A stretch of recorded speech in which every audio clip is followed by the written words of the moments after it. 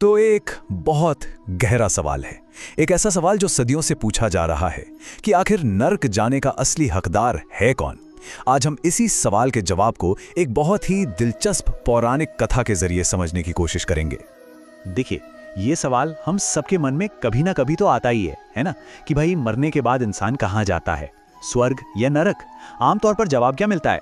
अच्छे कर्म करो तो स्वर्ग मिलेगा, बुरे करोगे तो नरक। लेकिन क्या जवाब वाकई इतना सिंपल है? मुझे तो नहीं लगता।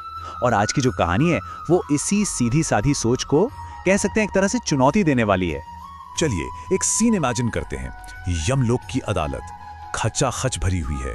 इंसानियत का शायद सबसे बड़ा मुकदमा शुरू होने वाला है। हजारों लाखों आत्माएं सब कतार में खड़ी हैं, अपने भाग्य के फैसले का इंतजार कर रही हैं। और माहौल में एक अजीब सा गहरा सन्नाटा है। तो चलिए इस अदालत की कार्यवाही शुरू करते हैं।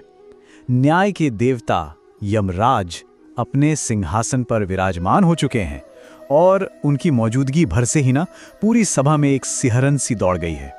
और तभी यमराज की गरजती हुई आवाज पूरी सभा में गूंजती है। आज तय होगा कि नर्क का असली हकदार कौन है। बस यही वो सवाल है जो इस पूरी कहानी के केंद्र में है। अब एक एक करके दोषियों को पेश किया जाएगा और उनके कर्मों का हिसाब किताब होगा। तो अब मामला आता है पहले 3 अभियुक्तों का। और यहाँ बात थोड़ी पेचीदा है। यहाँ पाप और मजबूरी के बीच की जो लकीर है ना, वो बड़ी धुंधली सी नजर आती है।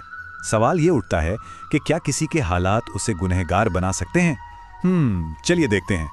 कटघरे में सबसे पहले आता है एक चोर।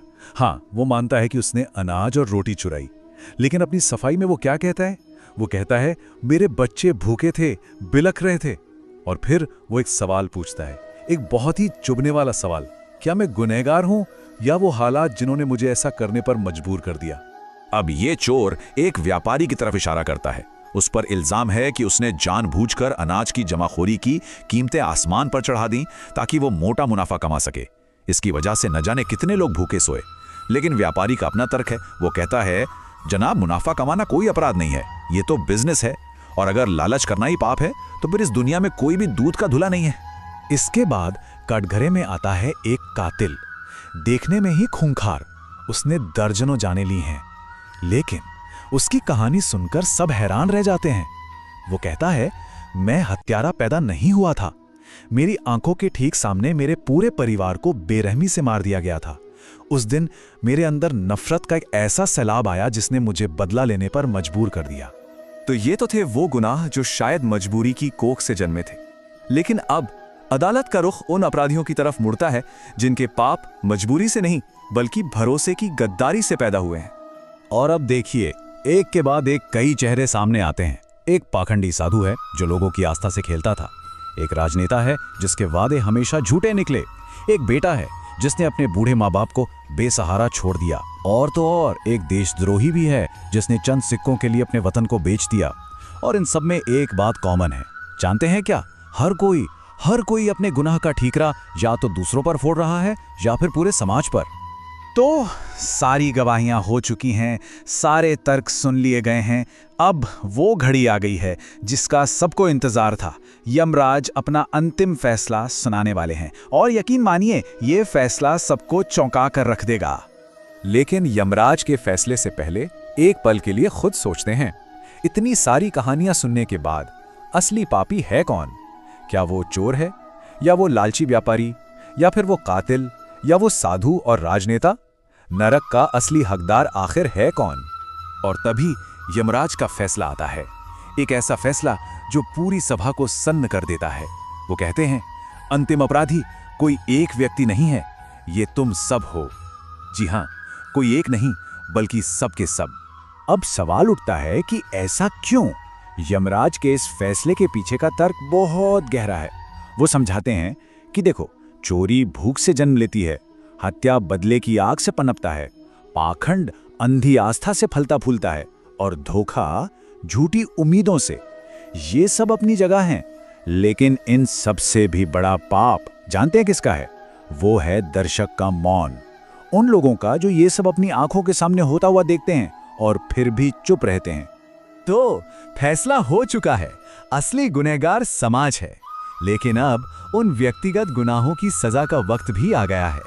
हर अपराधी को उसके किए गए कर्मों के हिसाब से ही सजा मिलेगी। और ये सजाएं भी कोई मामूली नहीं है। हर सजा में एक गहरा मतलब छिपा है। जिस चोर ने भूख के लिए चोरी की, उसे कभी ना खत्म होने वाली भूख की आग में झोंक दिया जाता है। जिस व्यापारी ने लालच किया, उसे उसी लालच के दलदल में हमेशा के लिए डुबो दिया जाता है। और वो कातिल, उसे हमेशा अपने पीड़ितों की दर्दनाक चीखें सुनाई देंगी। मतलब हर सजा उनके किए गए पाप की ही एक परछाई है। तो इस पूरी कहानी का निचोड़ क्या है? बात यह है कि नरक सिर्फ इन कुछ लोगों के लिए नहीं बना है। नहीं, नरक तो हर उस इंसान का इंतजार कर रहा है जो अपने मन के अंदर लालच, धोखा, नफरत और पाखंड जैसे पापों को पालता पोसता है। तो आखिर में बात बस इतनी सी है। दो रास्ते बिल्कुल साफ साफ दिखाई देते हैं। एक रास्ता नरक का रास्ता, जो लालच, धोखे, गद्दारी और पाखंड की ईंटों से बना है। और दूसरा रास्ता स्वर्ग का रास्ता, जो करुणा, ईमानदारी, सेवा और प्रेम से बनाया गया है। और ये कहानी हमें इसी एक सवाल के साथ छोड़ जाती है, स्वर्ग या नरक। इसका चुनाव यमलोक की किसी अदालत में नहीं होता। इसका चुनाव तो यही होता है, हर दिन, हर पल, हमारे अपने कर्मों से, हमारे अपने फैसलों से। तो असली सवाल ये नहीं है कि नरक का हकदार कौन है। असली सवाल तो ये है कि हम सब मिलकर कौन सा रास्ता चुन रहे हैं।